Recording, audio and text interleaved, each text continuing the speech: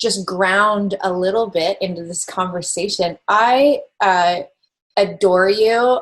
I have the biggest girl crush on you. I have. Thank you. Because you are how I see real, beautiful, powerful women who own their eroticism and are generous and clear. I don't know. There's something about you that it really speaks to me. And so when you said that you wanted to come and chat with me, oh, my heart skipped a beat. I was so happy. I thought you have Thank you very much. Yeah, and I want to know everything about you, but I mean, it's up to you where we go with this conversation. And yeah, so thank you so much. It's good to be here. Yeah. As usual. No, I actually had an interesting couple of days. Work is starting to trickle in a lot more. I'm working an event on Friday for so I'm not sure if you have poker events or if you're familiar with what they're like, but in Los Angeles, they really started springing up after online poker for profit became illegal here in California. And they're booming maybe 10 years ago. And now they're still popular, but the money is much different. Right. It's nothing like that movie Molly's Game. I'm not sure if you've seen that either. But yeah. I haven't actually even seen the whole thing, but I know enough about it and I watched the beginning. So it's like that, but a lot less glamorous. But you get a lot of jobs word of mouth. So I went to that game and I was asked by the security guard if I would work as a stripper at an event that they have at a biker chapter house. Wow. So I'm doing that on Friday. But apparently there's lap dances and there's 2 stages and you keep all of your money. They don't take any percentage, which is very, very appealing to me. So yeah, how do you lap dance during COVID? Like, okay, because I'm in Montreal and they just relaxed the rules here to being able to gather in groups of 10 between households at 2 meters apart. I mean, not that people are necessarily following these rules, but it's Montreal's a little bit of a hotbed for COVID. And so that's they're trying to relax slowly. And I think people are starting to go back to work as well. Hey, baby. So how do you fare right now? Well, so I haven't done any events. All of our nightclubs and bars are still closed, and we have no idea how long that's going to be, but it could be until the end of the year, honestly. You can't make money if you're not selling lap dances because that's the way that the club is making income off of the dancers. Otherwise they're just making that door profit. And the door profit isn't much. Now, my club does own my club is actually 2 clubs. It's pretty cool. So in LA, you can't have full nudity and full alcohol at all. Oh, there's it's full nudity and soft drinks only, or it's topless and beer and wine, or bikini and full liquor. So my club is actually 2 clubs next door to each other. I mean, right next door to each other. So you can Yes, you can go from either to either. Yeah, I actually started working at this club. It's my very first club. I went there for an amateur contest, and then I started working there, and that's where I've been for pretty much forever. I've taken breaks and gone to other clubs, but always go back to this one. Yeah. But anyway, so it's one club that you can work at if you're 18 and over, and that's the side that does lap dances and is full nude and serves soft drinks only. But if you're 21 years old, as a customer or as a dancer, you can walk outside the building into the parking lot, basically, like in front of the club, walk a certain number of yards away because that's, the city ordinance is that the entrances have to be a certain number of yards away. Wow. Right into the side called the wet spot. And the wet spot is where they serve the liquor, and there's 2 stages, but it's bikini dancing only.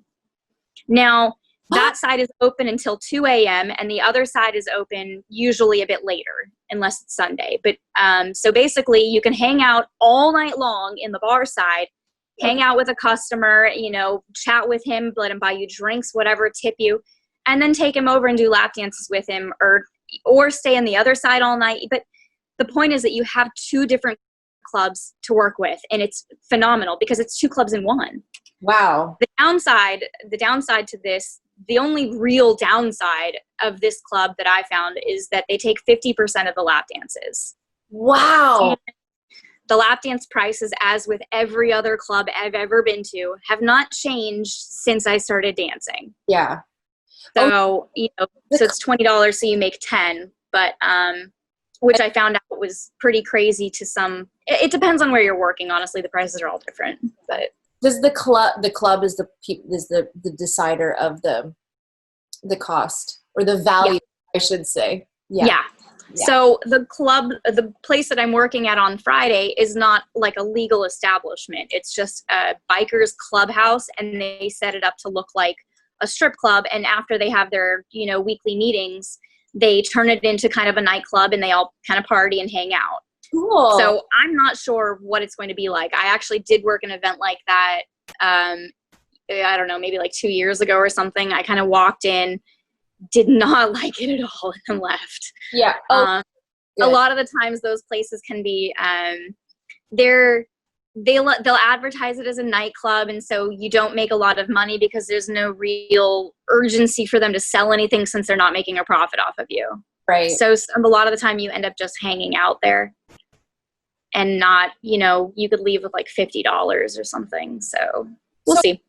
Can you tell me how you got, I see you as an erotic artist in many forms. Like, you're a dancer, of course. You're stunning. And thank you. Yeah. And you do beautiful photography. And my grandparents were both photographers, so I have to give them some credit. They owned a photography store, and they both did family photos every year. They gifted us with cameras with real film in them. So I had a camera when I was a kid, so I guess I was a little used to taking photographs already. Pre-cell phone cameras. Yeah. But I have a film camera here. I actually really, really like using film. I'm not very good at it at all because it's been a long time. But I would love to set up my own darkroom and honestly take all of my photos with only film, because I think that there's something so cheap about taking, 100 shots of my ass at the same angle to find the exact one that's perfect, because that doesn't make me a photographer. It just makes me someone who's good at repetition. Oh, that's a really interesting way of saying it. And yeah, and so you like that analog experience, that like touchable. The only photos, it's kind of funny because my dad was only into candid photos. When we were kids, if we, try to take a photo with him, because my sisters and I were of that generation where you start taking photos on your phones, and it was like a thing. You had a digital camera and you plug it into your computer. And so I remember, any family event or anything, when we were trying to take photos with him, he'd always get upset about it and say no, and only candid ones were good. And I don't know, we were young girls, so we were into being pretty and taking photos where we looked good and doing the modeling thing. I think, God, my sisters and I all did that for a minute. Yeah. And I never really got it. I didn't at all. And then I worked for a photographer in LA for a really long time who's renowned. He's a fantastic photographer. He does rock and roll photography mostly, or he did rather. Yeah. But he would take photos of me, and I never understood how they were good. I mean, I liked them and they were okay, but I didn't understand the emotion he was capturing at all. I really didn't get that until I was older. For someone who was around so much damn art all the time. Like, what did you learn to realize? I learned, honestly, that if you're taking a photograph of someone and you capture a candid moment, you're capturing that little bit of emotion. But there's good photography that looks pretty and pleasing to the eye and is, it's aesthetically nice. But then there's art, and that's the difference, is the emotion behind it. You can't fake that with 50 shots in a row where you're posing. Yeah. It's pretty to look at, but it's just like, hell, it's trendy. Wallpaper colors change, and the kind of plants that that are going to be planted in new neighborhoods, like that changes too. What is trendy is going to change. So here's an easy way of looking at that. You can see it in the way that women will take photographs on Instagram. The Instagram eyebrows, that was kind of a thing years ago. There's a certain, angle, the MySpace angle. Yeah. They all changed. So that's kind of how I feel about it. If you're taking photographs, they can be pretty to look at, but the real art is in that emotion of candidness. Your photographs have an emotion to them. Like when I look at and they have an aesthetic, I love your lemons. What? Thank you. Ask for what? That's what I love about the body photos as opposed to the face photos. I don't think that I'm very good at faking emotion. Okay. And I think that that's probably something that bothers me so much about dancer culture, is that so many people think that the dancers are faking it, and even dancers themselves are like, oh yeah, what kind of lies am I going to tell to this guy to get his money? I think that that's so wrong. If you're in it just for the money, you're not doing this for the right reasons at all. The reason that I'm so good at what I do is because I fucking love it. Tell me. I can't fake that. Tell me, because I grew up. I'm older than you. How old are you? If you don't mind. I'm going to be 39 next month. Okay, so I'm 33. Yeah. Yeah. And happy I'm birthday. in a small town, and thank you. And with a kind of a very small backwards. I'm going to say backwards, like just not progressive. And yet I'm just naturally like this. I'm just naturally a sensual artist. I've just always been like that. I was a gymnast growing up, a dancer. Mm-hmm. My mom would say, you should really get into, she wouldn't say you should, but she would say, speak highly of the girls that would go in and do really well at it. But I was surrounded by shame environment. And also mm-hmm. I grew up with a lot of complex trauma. So I didn't think I would be able to do it in a way where I came out of it with my health intact. And, for me, I went into full service because I'm able to disconnect some, and kind of provide an experience that has nothing to do with me necessarily, but that's how I can do my performance art or whatever. I never got into the dancing, and oh man, I would have loved to try. And so I want to know, what is that for you? How, what do you love about it? Talk to me about your passion with your dancing. Oh, wow. So, well, let's see. I was in ballet when I was about 5. There's a video my mom still has of me at a recital where I did very, very poorly. I was terrible with it. You can actually watch me watching the other little girls on stage because I don't know what the hell I'm supposed to be doing. So it's really funny. I was not, and I don't exactly have the body for ballet. I have little feet. I was very pudgy and very short for a long time and not flexible at all. I can't even do the splits. I attempt very minimally. I stretch every day, but I don't stretch with the hopes of being able to do the split, so I don't go that far. But then I was in jazz when I was a bit older with a friend of mine who was phenomenal at dancing and actually is the reason that I got into stripping. She was my best friend in elementary school. She and I were talking after work about ways I could make, a bit more income, selling jewelry, doing porn, just all kinds of random whatever came into her head. She told me there was a strip club right up the street and I should go audition. And you just go and dance on stage and they're either like yes or no. Yeah. The guy knew that. So he asked me to come back for the amateur contest that week. And then I did. And then a couple weeks after that, I was like, that was so much fun. What was fun? But dance, the power. Right. Immediately the power. I didn't know that at the time. I thought it was fun because I liked honestly, I think at the time too, I I liked the camaraderie. I liked feeling like I had a place where I fit in, and I liked feeling sexy because I was very short and not, I very like baby cheeked and no boobed for a long time. And I never felt like I was sexy. And I always kind of, I wanted to have that feeling. So it was kind of nice to have it. I think actually as like an adult stripper now that I'm looking back on my younger years, I realize that a lot of the guys that were into me were way into me just because I looked so young. And now I look back on that with a bit more of a sour image. Hi. I actually stopped working at the club I work at now maybe like a year, and I worked at a different place, and I stopped working there and tried other clubs here and there. I think that's pretty normal, but I hadn't worked there in like maybe years or 7 years. It was kind of a while. And when I went back, a lot of the same customers, like the older gentlemen, the same ones are still there.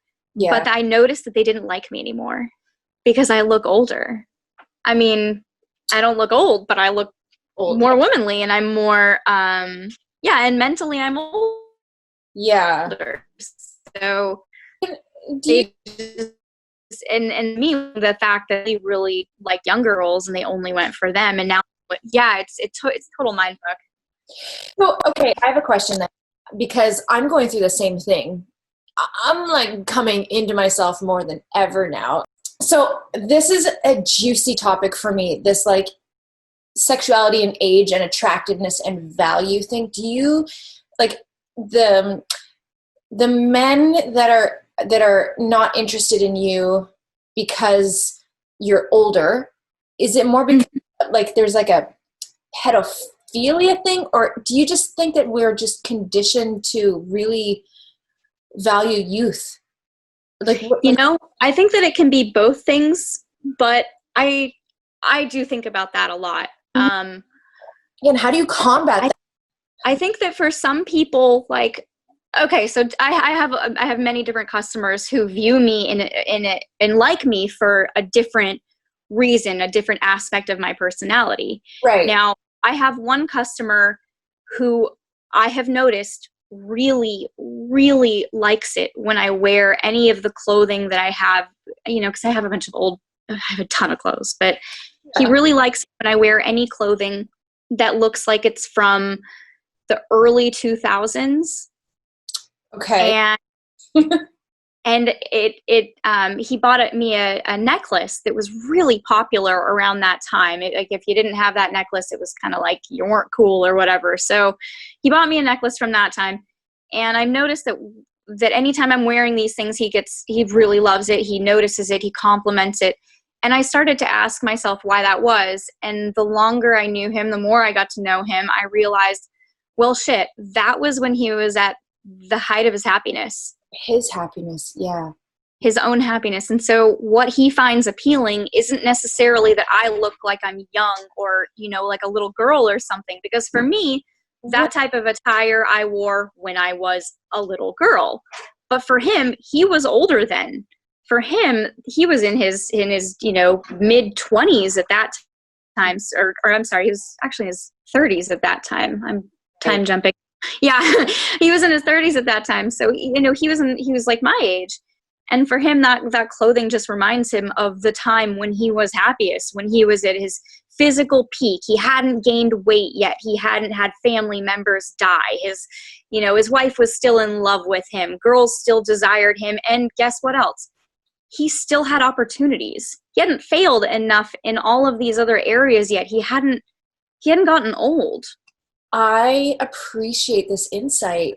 I'm having like a major, like profound awakening right now from for me, it's I really, really try to understand why, just the cause, why people are the way they are. And the more that I do that, the more, honestly, the less strange everything becomes. Yeah. I don't think of pedophilia as necessarily weird anymore because I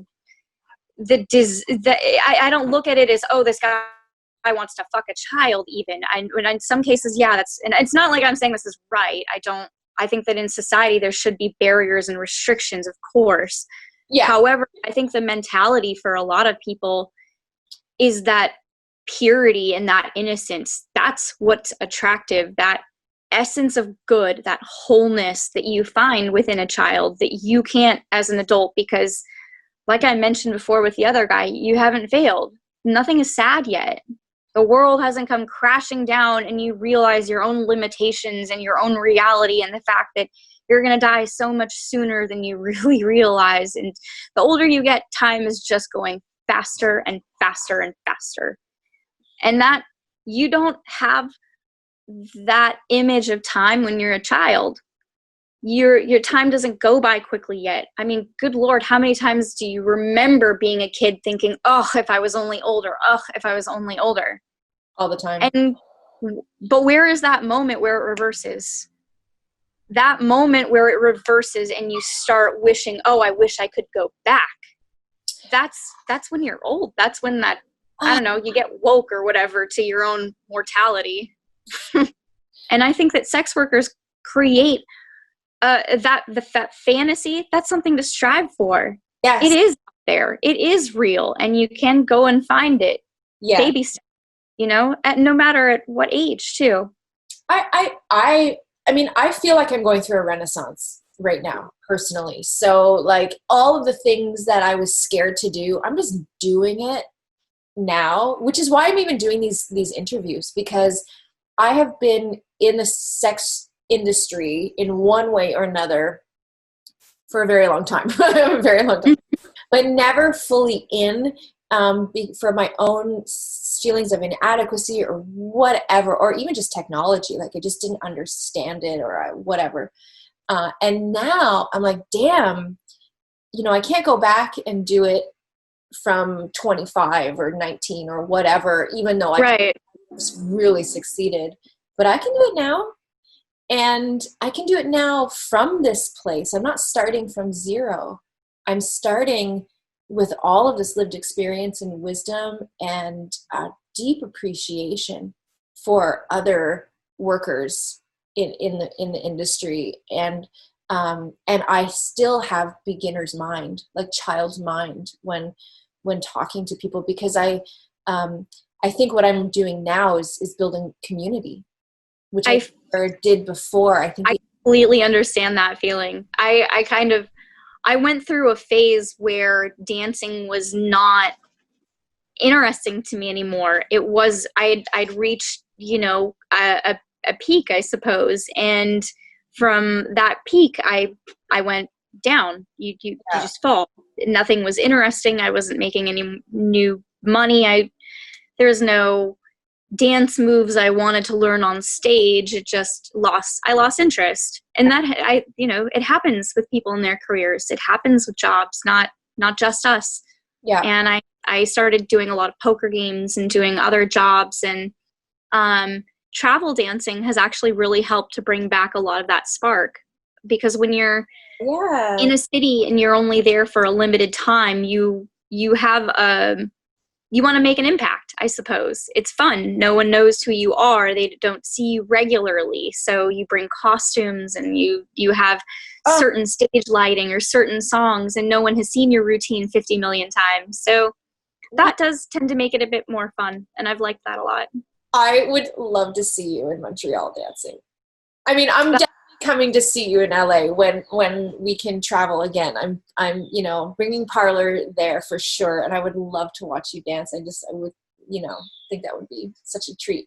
Los Angeles is such it's really interesting dancing here as opposed to other places, because it's so liberal. And I've been having conversations with people recently who live in other liberal cities, and there's it's really strange, because when it's so liberal, people are used to seeing nudity. They're used to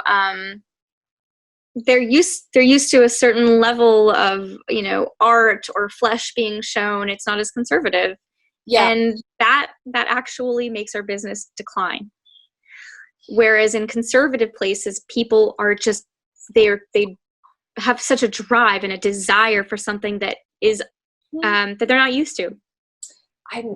So you end up making more money in a lot of conservative places, and that kind of cracks me up that the need for us is greater. And it makes me question, well, as our society grows and as women do gain more equality, will the need for us lower or diminish, or will it change into something different? And if so, what?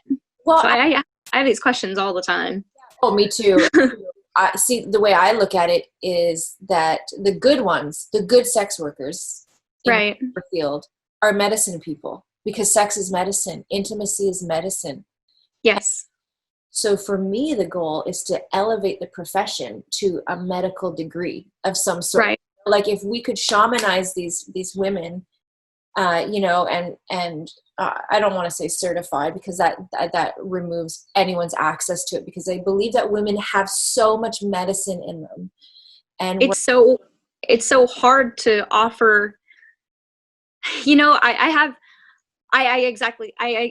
understand exactly what you're saying. And I think that this can be summed up with the question, what do you do? Now, when people ask me what I do, I can't answer that. There's no answer. I can't explain a feeling that I'm giving to someone, but I know it's there and the customer knows it's there. Yeah. And that's why there's repeat business. It's connectivity. I'm giving full attention. I'm doing, you know, but there's so much that goes into it, but it boils down to, it's just a feeling. I can't put that in your hands and sell it to you.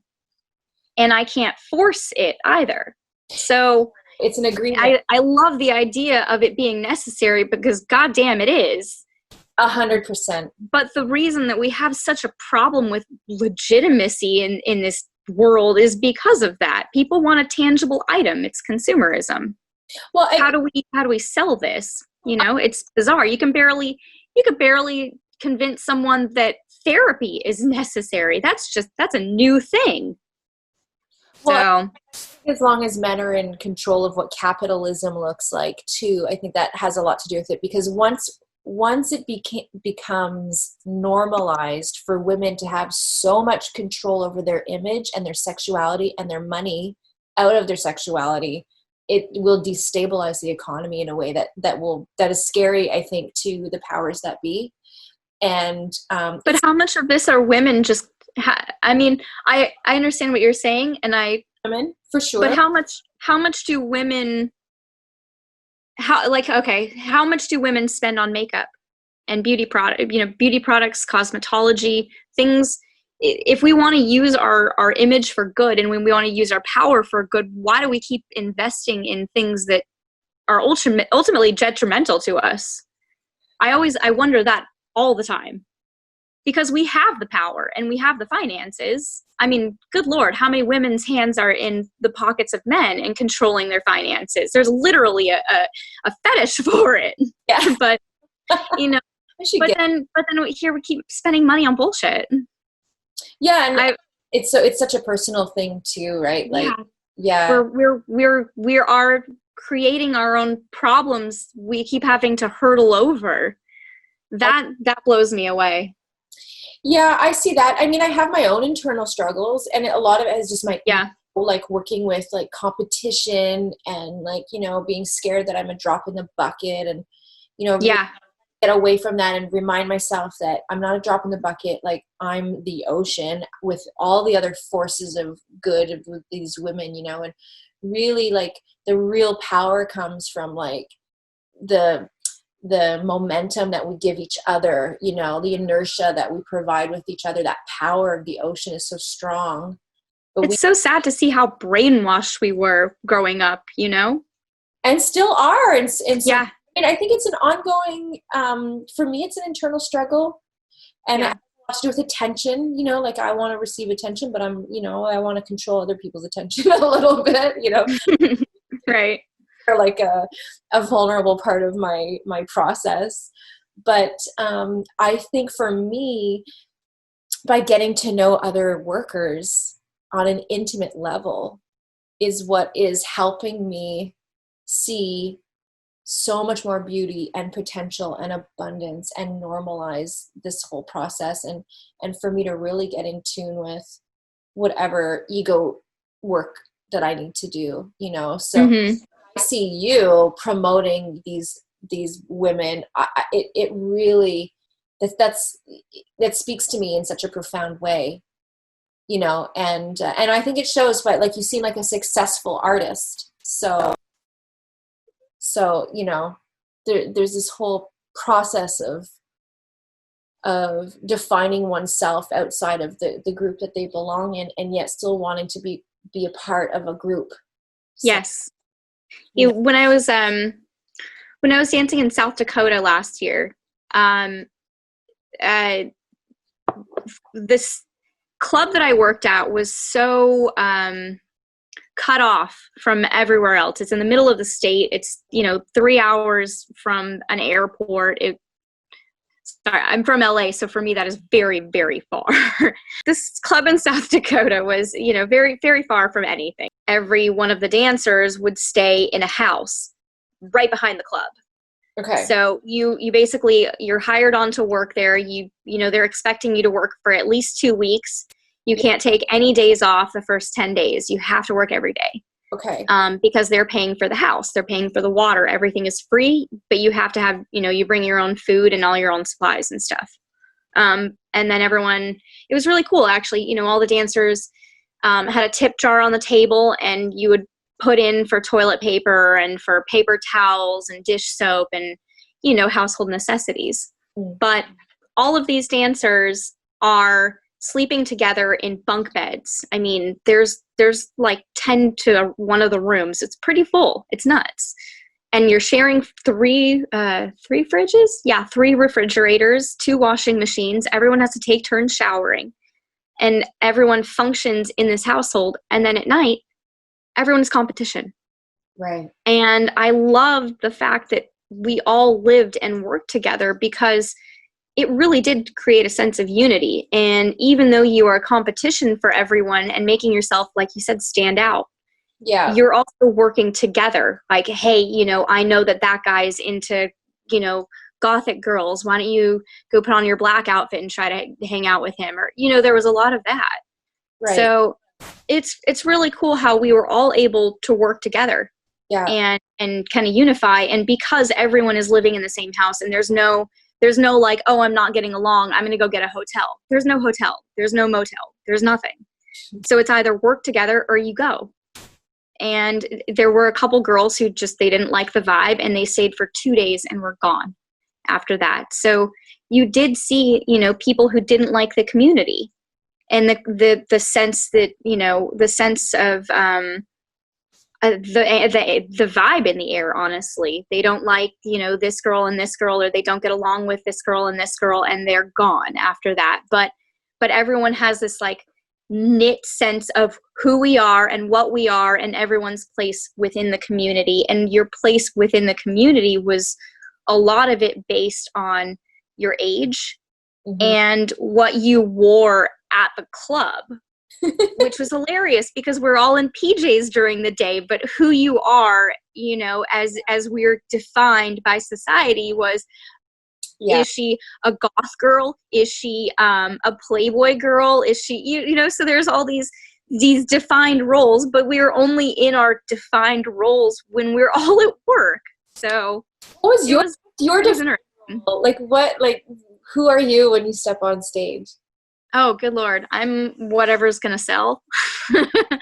I went to South Dakota twice, and the first time I went out there, I brought a lot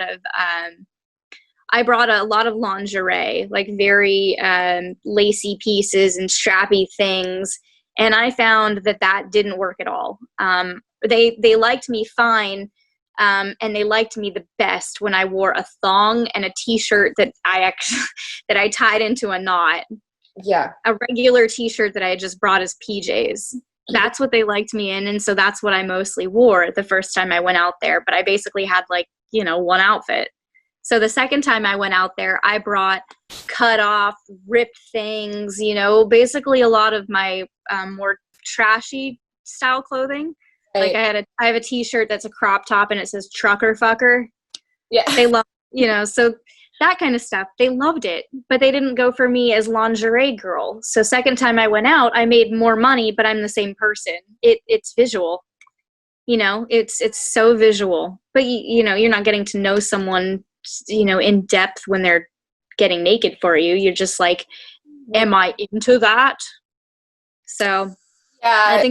I think that says a lot about our society, though, that the way that you look and the way that you appear is so determinant of who you are.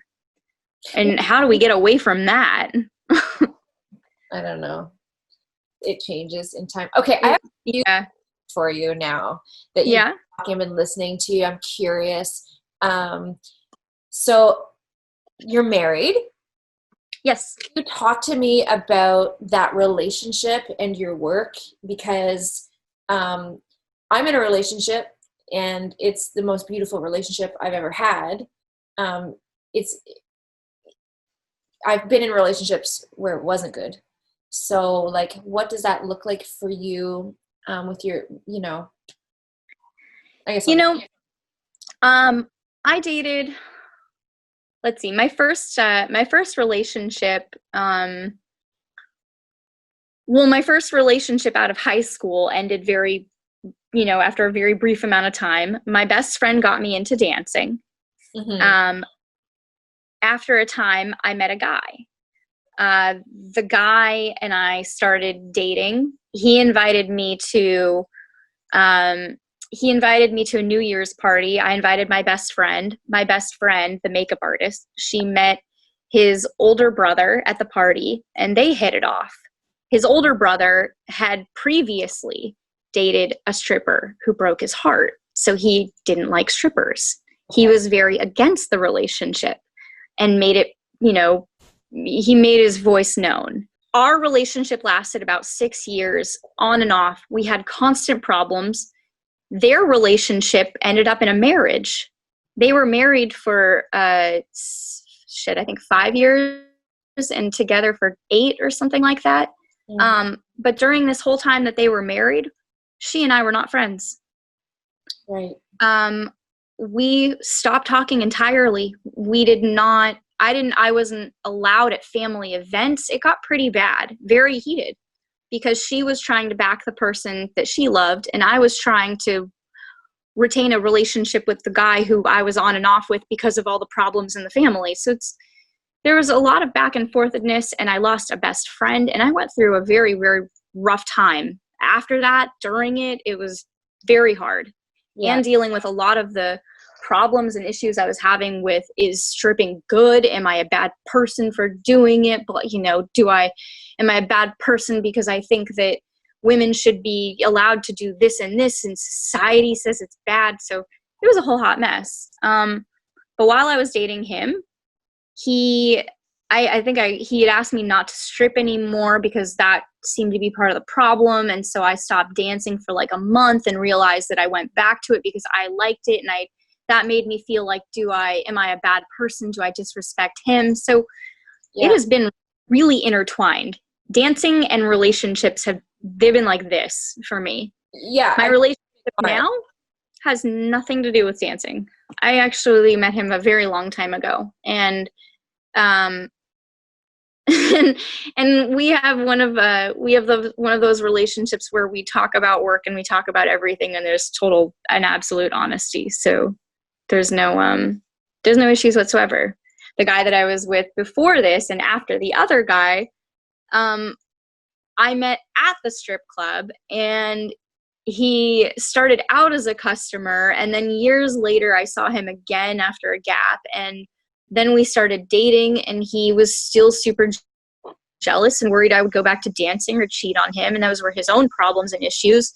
And so that created a lot of problems. But honestly, I think that it comes down to the person. If you are ultimately honest and you are ultimately accepting and you have the same ideology, which is, that dancing is not bad, then you're going to work out just fine. But if you have other issues and you have other resentments and you have problems with self-respect, or then yeah, you'll have plenty of problems.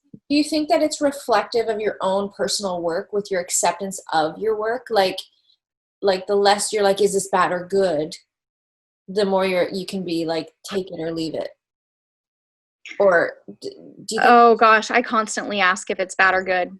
still? And I'm constantly at a toss up. Yeah. Constantly, because like oh man, an example. Okay, so there's a dancer at the club that I work at now, and she, from my perspective, seems to be going through a rough time. Yeah. She I don't know her personally. I know her from work, like I said, and the conversations I overhear in our small dressing room. Right. And she has, been through an abusive relationship and a pregnancy with an abortion. And she started drinking and got fired and got hired again and then got fired again and came back and then was doing coke with a couple of girls in the bathroom. And I like, you can't help but see these things because I have eyes. So, yeah.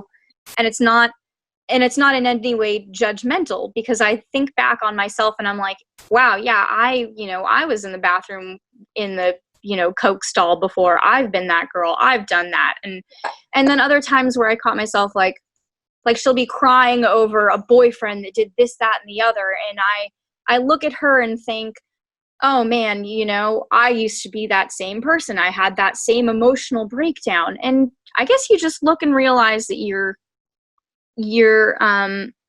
older, and you can't blame anyone for going through something at all. I can't blame anyone for being an idiot, because I've been an idiot. Yeah. Yeah. So when you see someone who's cutting you off on the freeway or I can't go, oh God, learn how to drive, because Lord, I've cut people off. It's just that's just how it goes. Everyone has to learn all of these stupid, to have all these stupid mistakes and learn all of these things, and they're going to go at whatever rate they go at. Yeah. So, and progress for some people is slow. That's just how it is. I appreciate that. I had a million questions for you, but I really have been enjoying just where this conversation is just kind of moving into itself. But I noticed in your posts recently, and I've experienced this like in many ways too, is censorship and being shadow banned. And like, what is your experience? Like, what are your thoughts on, I understand that there are some platforms that I believe personally that all these platforms are built on the backs of sex workers, and then sex workers are immediately, forced out of how. It's just, why is some sex appeal okay and other sex appeal is not? And I think that right now we as a society are not even just right now. I mean, let's bring it back to like Britney Spears. What is okay, and Pamela Anderson with her big tits in Baywatch. I mean, it's what is okay in our society. That line is changing, because Jennifer Lopez suddenly had a see-through outfit, and then Miley Cyrus was like, hanging on a wrecking ball and stuff. Like, what is visible and okay is, our line is just, it's been doing this. It's bouncing up, up, up, up, up, and we don't quite know where it's going to stop. And no one has a clear definition. But the backlash from that is sesta. The backlash is visible to us in Facebook's new guidelines for Instagram, because they are trying to clean it up and they are trying to make it more conservative. And you can't police the internet. It's just, it's not going to work out well for anyone. What is acceptable and what we're seeing is changing. Well, and we're redefining what is art. Is pornography art? Is nudity art? If nudity's art, then nudity can't also just be the skin that you're born with. So again, we have this issue where it's one thing or it's the other thing, but it can't be both. So Yeah. it'll be interesting. It'll be interesting to see how this goes, and if another platform is opened up where we're not censored. I know that there are others, but the reason that they're unpopular is because they're not pushed out into the public as much as, you know, Instagram or Twitter or Snapchat or Facebook has been. Yeah. I think that there's a lot of control in our government. I think that there's a lot more control over what we see than we realize, because there's power in what people are shown, and there's power in persuasion. And it's like, Censorship doesn't exist in Canada. It's an American law, but it affects us here. Canada, it's not illegal to sell sex, and it's not, and it is illegal to buy it, but it's also illegal to promote the selling of someone else's sex. So there's like these little complicated rules. What they're trying to do is protect sex workers somehow. But SESTA, what it's done is it's like eliminated this opportunity to promote, which is how a lot of women are staying safe, is because they can do it online, you know? And it's forcing people onto the streets. So, it's a scary thing that this law has affected so many people around the world. It's interesting to see too how much, like how many people now have an OnlyFans because of what has happened within society from the quarantine.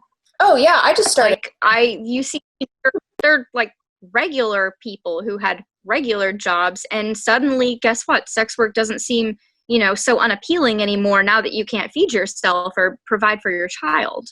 Yeah. And but then again, like, what does that say about our society? Well, good Lord, why are we in this position in the first place? Why is it that you're having to choose something that was undesirable, regardless of what it is, was previously undesirable, and now that's your best option? Well, that just says that we have a problem with our economic stability. Yeah, and that a woman's medicine is always in demand. Yeah, exactly. The sales are going up. I mean, massively. Yeah. So I haven't cracked the code because I just started, but I did start an OnlyFans. Did you? Yeah, the OnlyFans policy states that anything that you post on there, they have okay. As long as you do that, there are a lot of people who didn't know that because their policy recently changed, which I'm guaranteeing is because of the influx of content that they have now. For me, I just think if I'm putting anything on the internet, if I'm texting something to anyone, every word you write, done, poof, it's out there forever, you know? If I'm not it, I'm not posting it. And if someone else is going to benefit from it, you know, like I have a giving nature, so better to you, but I'm not going to put anything up that I wouldn't be super like pumped about on my own, you know? Right. That's like that's my rule, but I'm like that like internal conflict of, is this what I, you know, like the Parlor Project to me, I thought was going to be the beginning of a different way of me doing my work, because it provides an intimate experience with people about the work that doesn't actually totally involve any, like, I don't get naked. Like, it's just, it's a ceremony. And so, you know, to have to pivot because of COVID, it took me a while to think, okay, like, let's dig into a place that I didn't try, you know, and it's not bad. I just started like literally this weekend. So. Yeah. I don't mind showing pictures or photos or anything like that. I do sell them off of the, you know, Instagram, and I advertise it once in a while, like, hey, I have a video for sale or what have you. Now, I went through this in my head before I started selling anything or sending Polaroids or anything like that. Well, this person's going to have this forever. Yeah. And I don't care, because now this is the part that I think is so fascinating, is that half of me thinks it's a body. Mm-hmm. It is just a body. It is a photo of flesh. And the other part of me thinks this is art. This is beautiful. It's creative. It is, beautiful lines and curvature, and it is worth every penny. Now, I am both. So it's like, part of me is like, it's a body, it's a photo of flesh, this is worthless. And the other part is equally, this is priceless. So I don't know how, people are so complex. You can feel two exact polar opposite things in the same moment and have both of them be equally true. So that's the way that I view it. And I don't care about sending anything to anyone. And quite frankly, there are photos of me on the internet from when I was, I think like 19 years old, nude photos that a photographer sold to a website that was basically one of the original OnlyFans for photographers or what have you. Yeah. And so he did sell it. He sold my photos years ago, and I could never get the company to take it down because he claimed to have the rights, and I don't have a contract with him because it was years ago. Yeah.